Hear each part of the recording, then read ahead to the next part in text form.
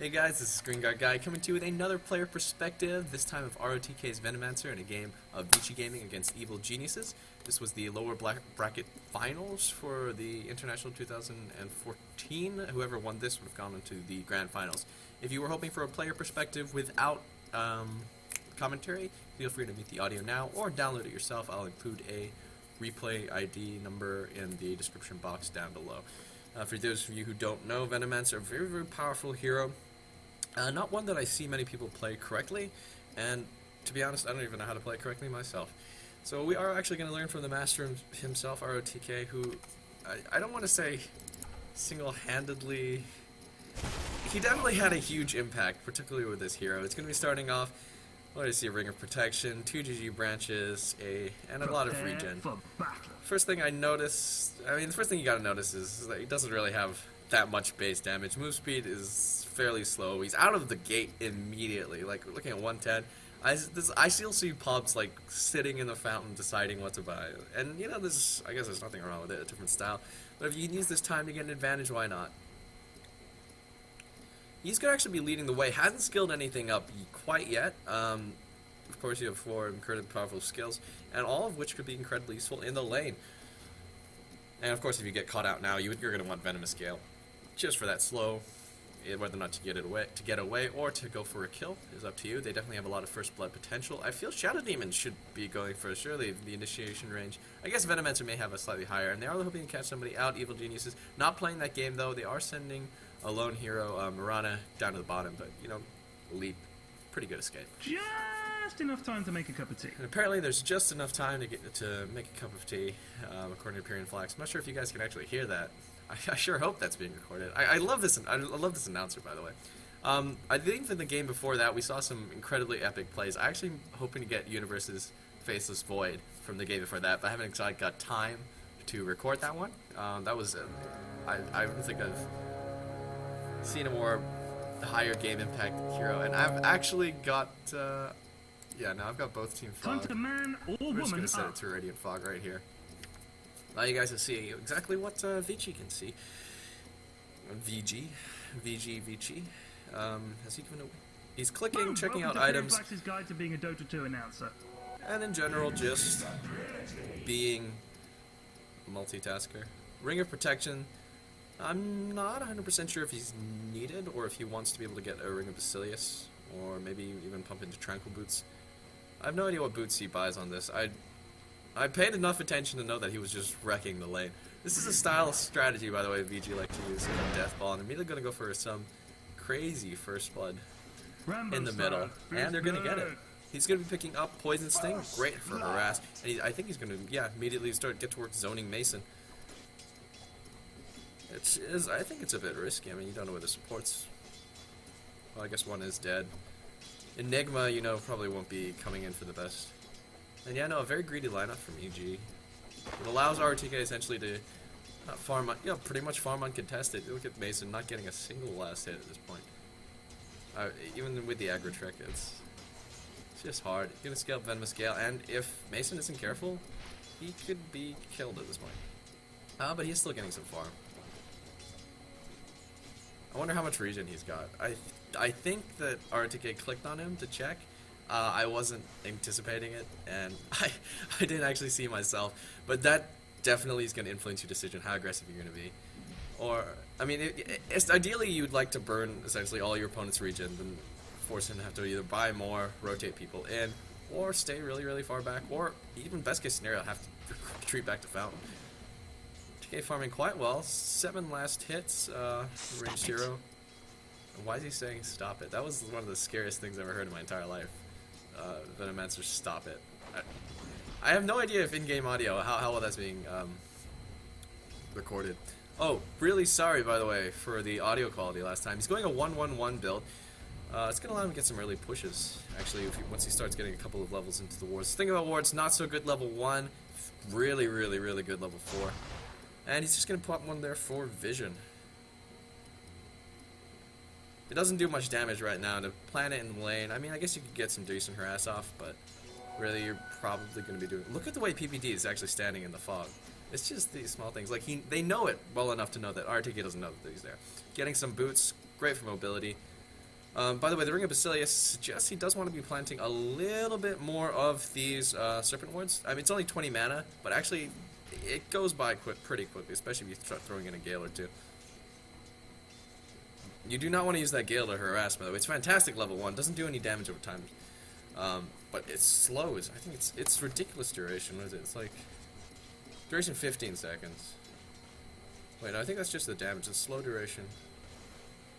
No, yeah, slow duration I guess is over 15 seconds as well. So, 50% slow. Immediately getting some backup. It looks like they want to be pushing this tower. I don't know, you kind of want a couple more levels into the Plague Wards first. I mean, I guess they do decent amounts of damage, but they can be bursting out quite easily. And that's, you know, free gold is free gold. I have no idea what Mason's doing at this point. Can't afford to go close, otherwise he will take... He probably has no regen actually left, which, once again, forcing your opponent to stay back. I mean, he doesn't exactly want to pick up a... At this point, I think even if he picks up like a Hooded Defiance, he's not quite going to have much. And actually going to be using... Yeah, with a pull from the supports. I'm using, I guess, the wards to farm a little bit. Gotta be hitting level 4 and start maxing against the wards. I guess this is what you do when you have a pretty uncontested, pretty fun, pretty easy lane. Go for an early push, go early aggression, max those wards. Let me get another Poison Sting. As you do not know, the wards gain the Poison Sting level of the Venomancer, dealing 50% of the full damage. So having a little extra level into the Poison Sting, not the worst thing in the world. Yo, green dudes, something bad is happening in your bottom. I'm actually content to watch this farm match. I would like to see him zone Mason out a bit more. Mason's actually still getting quite a bit. I mean, well, it's part of a testament to the skill of the player. No, didn't quite get the deny though. RTK, I don't know if RTK should be having easier time of it. I guess he does have to be a little bit careful, does not want to get hit by Mirana Arrow. Actually being very aggressive, and I think that ward placement, well, I mean, did give a bit of harass. Also give him a bit of gold. I have no idea if it was a mistake or if it was great. But it did die quite quickly. He's going to be picking up, actually, Mana Boots. Allows him to spam those wards a lot faster, and he's actually going to make a Venomous Gale right off the bat and do a significant amount of harass onto Mason. Backtracks are going to stop it from doing, you know, quite as much as it would have. Still, if that happens again, he's not going to be happy. There's not going to get a kill on a Faceless Void. It's a little unlikely, but he can drive him back, and it looks like he's going to take this tower quite quickly. Going to be using that... Actually, you know what I said? He's not going to get the kill. Oh, maybe not. But they are going to get this tower quite quickly with the assistance of Leshrax's Diabolic Edict. Structures are fortified. Thing you got to notice about this lineup, very, very push heavy. In the past, top tower is under talking about the 6.7, like 273 days, I would have said this game could be, you know, a 20-30 minute game. That was back when games were going like 60-70 minutes. Like the average game time was like 40 minutes. Now I think the average game time is like 20 to 30 minutes. So this game could end in 10 with this kind of lineup. It probably won't. Probably. Who knows? But they are getting a significant amount of early gold. 35 last hits, combined with, you know, having an early top tower 5 minutes in. It's pretty hard to deal with, especially if I'm not even sure if Mason's actually level 6. As a melee hero, he should, you know, technically have more experience. I think, you know, it's not that much more nowadays. It's not as much as 6.72. 6.72 is when I started, and that's when I really actually, I just keep comparing it. And we're going to see another ward for vision. Absolutely great with these ones. Applying them out. You know, that's something you don't see newer Venomancer players. I think, you know, a little bit more advanced, not advanced players, you'd see it, but, you know, I know this sort of level, it's second nature, I'm assuming. I don't know anything.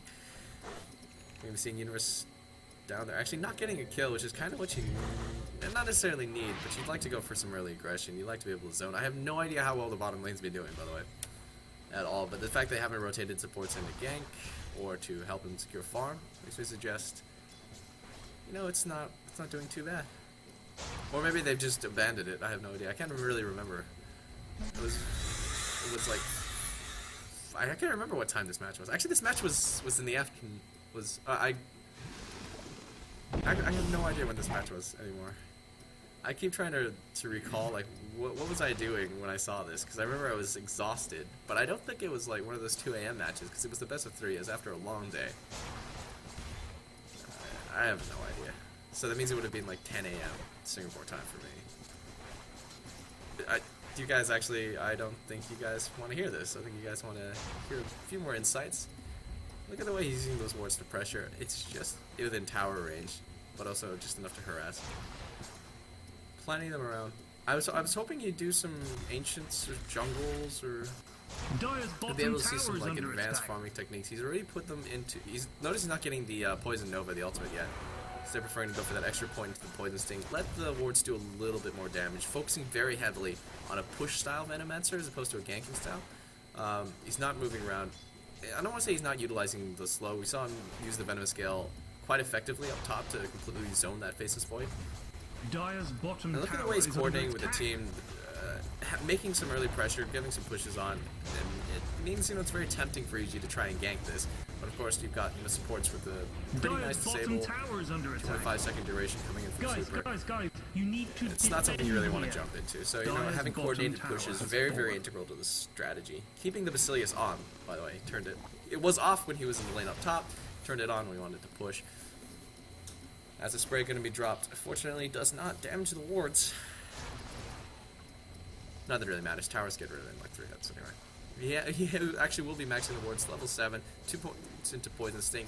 Would be interesting to see whether or not he goes for a final point into the Poison Nova once he hits level 8, or if he's going to keep pumping and try to max maybe a 1-4-4 build. And going to be using a ward to scout out the Ancients. Just to make sure our teams can't get some catch-up farm there.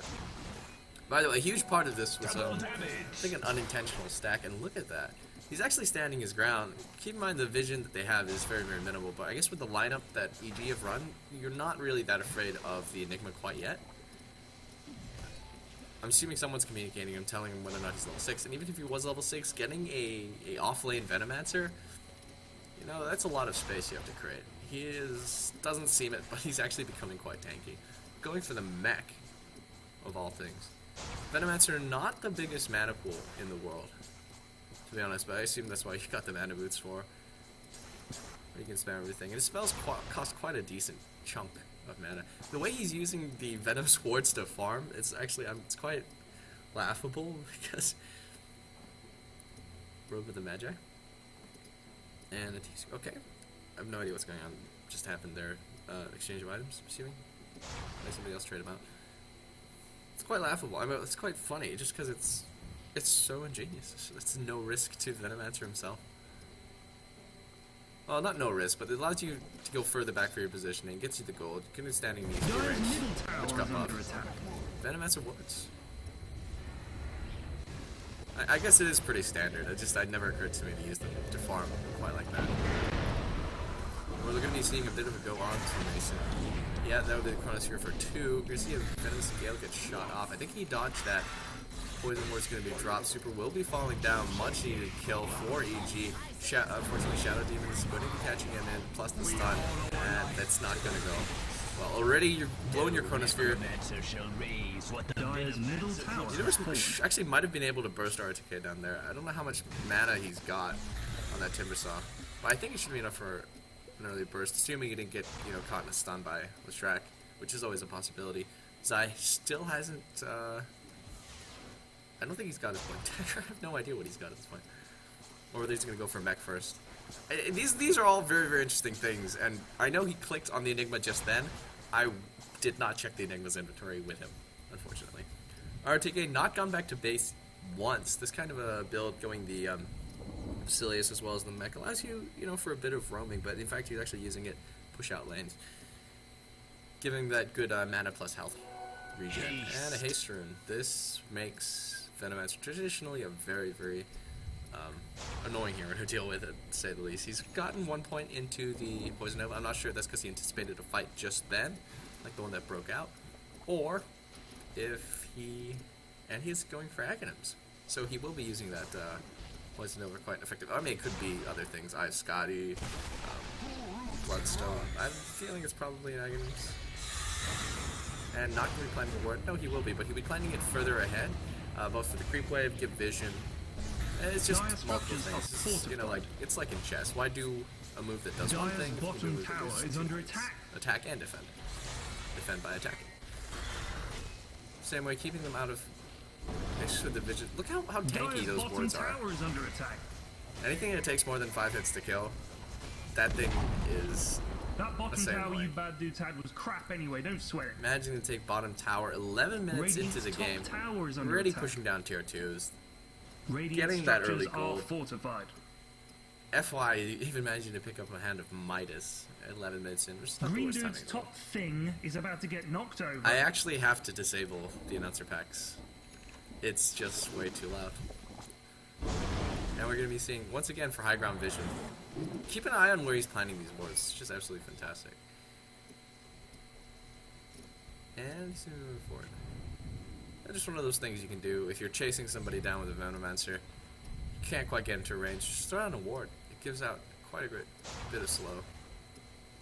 Maybe you can catch up. Which is why I think I saw there was like a phase boot Shadowblade era for this hero. Not professional gaming at the pub scene where everybody was buying phase boots of Shadowblade. That was really long ago. That was before 6.7. It was like 6.67 or something. That was the SNY era as well. It was the improved SNY era. Like, okay, originally, this was my observations. I have no idea. You're gonna have to ask somebody who knows a lot more about DotA. If you used to get SNY on this hero, the skills were a bit different. And you used to max the first 2 skills and Poison Nova, and then you'd go around basically beating people up as a semi-carry. And by the way, you'd sometimes play solo mid, I think, on this hero, and you would win it, because you have Poison. Really planning a ward out of nowhere, still caught in the smoke, no sorry, caught in the smoke, still sitting in the smokes, hoping to get a pick off here, and he's actually going to be roaming with all of them, is rather than try to go for some insane push, get a pick off, then do the push. You're going to save the Diabolic Edicts, plus the wards, keeping everybody at bay. Not much anybody can do without a Black Hole or a Chronosphere, which, by the way, EG still have, so actually, I think they're being very good forward. Engaging quite a bit with this. Zai's going to actually get absolutely melted down. That's quite a bit of gold going everyone's way, and we're going to be seeing actually a ward planted up there. It doesn't give you quite as much vision as an Radiant's observer middle ward, tower but is under still attack. great vision.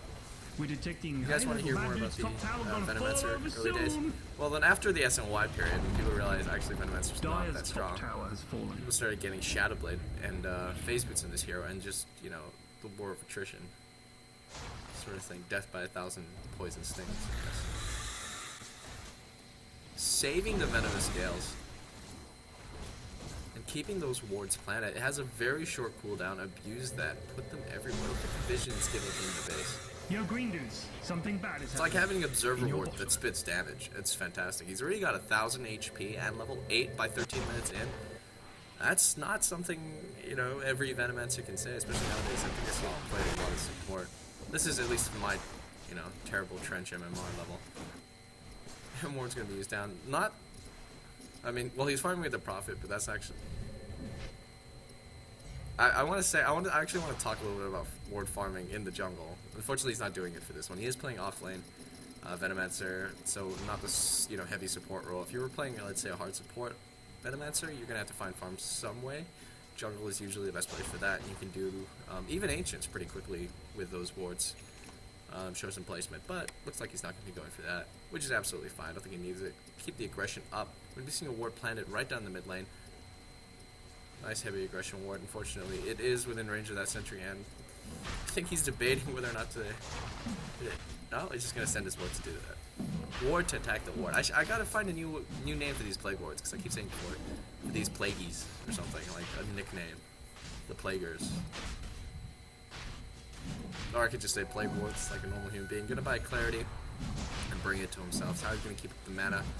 His mana boots, maybe not enough to spam it quite as much as he wants to.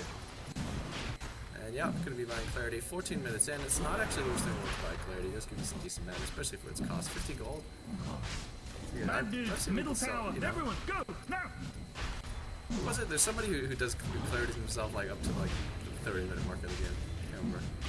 I know in something you can also do, Dire's like middle consider tower is under attack. claritying yourself or salving yourself inside Rot fountain. row, bad dudes, rot row, midley, If widley, you're go, doing a midley. base defense and you really need to get back out.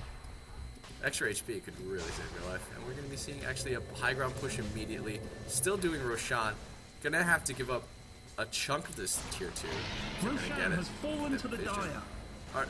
VG did not know, but I don't think it matters at this point. Arteezy picking up Aegis, but he hasn't been showing that much damage as of late. They've been very, very able to kite him. Especially with all these slows coming off. I don't think he has a BKB quite yet. He's going to be taking a very, very strange route to get in. You're going to have to start off with like a great Chronosphere. Ooh, that's only catching one hero. Stun's going to be coming off. Axe going to be a self-stun. Poison Nova going to catch 3, no 4. Oh my goodness, he's going to be shredded. Aegis immediately popped.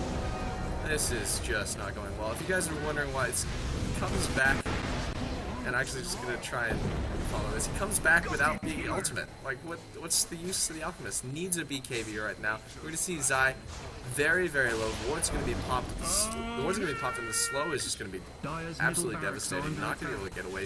Ward's going to be dropped once again for this push. GG is going to be called a 15-minute game.